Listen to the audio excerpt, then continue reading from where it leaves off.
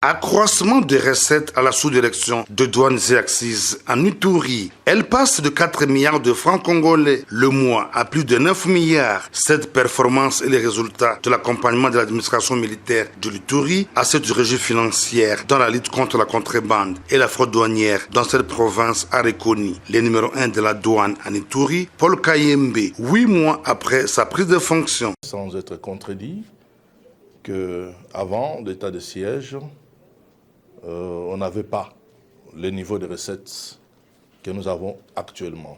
De tous les bureaux qui composent la sous-direction de l'Ituri, on pouvait réaliser mensuellement à peine 4 milliards à 5 milliards de francs donc le mois.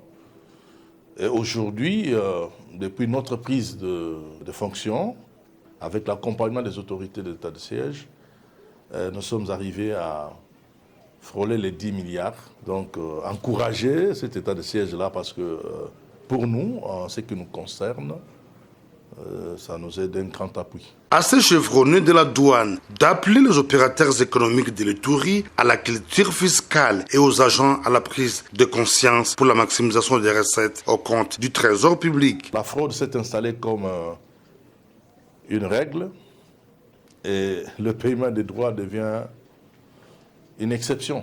Donc nous vivons dans une circonstance où la culture fiscale est la plus moindre possible et que nous nous battons pour que nous puissions relever le niveau de cette culture-là. L'Ituri étant une province où la fraude bat son plein, la directrice générale de la DGDA, Jeanne Kawanda, a dernièrement révoqué 3 agents de cette régie financière affectés au poste douanier d'Ombaï en territoire d'Aru pour détournement de deniers publics, une façon pour elle d'appliquer à la lettre la tolérance zéro prônée par le président de la République Félix Antoine Tshisekedi Tshilombo au sein des services publics de l'État. L'amélioration du traitement du personnel de la DGDA reste son cheval de bataille.